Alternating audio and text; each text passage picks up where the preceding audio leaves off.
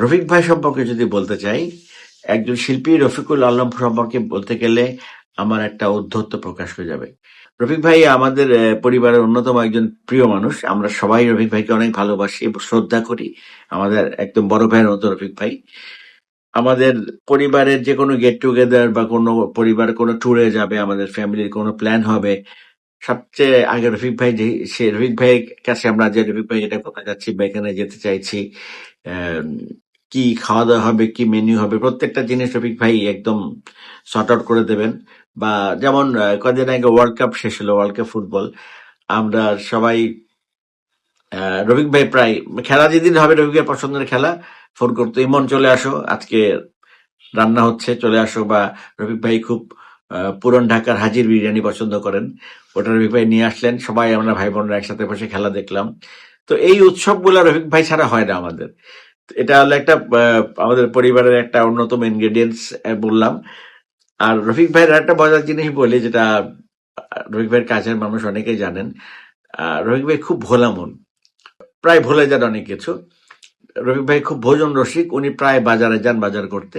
তো এরকম একদিন গাড়ি নিয়ে বাজার করতে গেছেন, তো বাজার করে উনি চলেও এসছেন। পরের দিন সকালে বাসার নিচে গ্যারেজে দেখে গাড়ি নেই। তো গাড়ি কোথায় গেল, খুব হুলস্থুল অবস্থা। ওনার তো টেনশন, গাড়ি চুরি টুরি হয়ে গেল নাকি।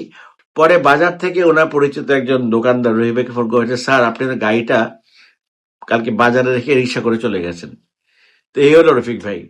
আরো অনেক কাহিনী আছে, যেমন আমার মনে আছে আমি রফিক ভাই একবার একটা ট্যুরে গেছিলাম, সম্ভবত জার্মানিতে।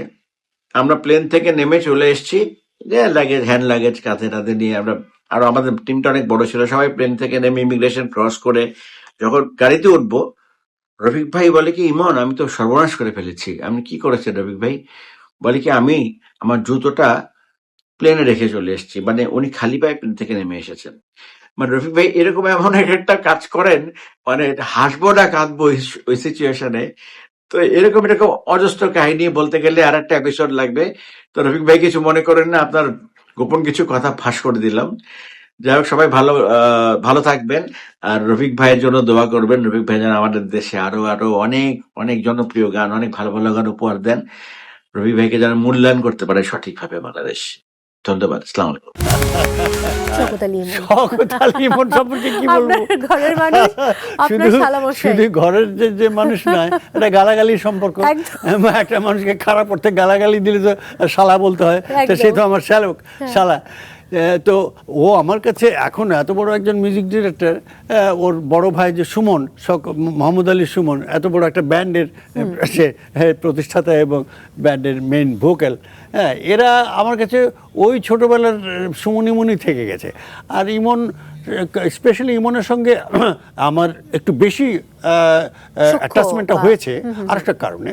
আমার অনেকগুলো গান, প্রায় 20-25টা গান রিমেক করেছে কিন্তু ইমন। হ্যাঁ, আমার অনেক ভালো ভালো গানগুলো, যেমন ওই যে আমার এক আশা ছিল মনে মনে গানটা, চমৎকার একটা মিউজিক করেছে। পরে অরিজিনাল আমাদের সুরকার ছিল শাহনওয়াজ, এই যে কিছুদিন আগে কানাডায় মারা গেল। খুব ভালো, ওই যে হ্যাঁ, শাহনওয়াজ ওর সুর, আর আর জহিরান সাহেবের 4 লাইন, আর নুরুজ্জামান শেখ দুজনে মিলে লেখা আশা ছিল মনে মনে।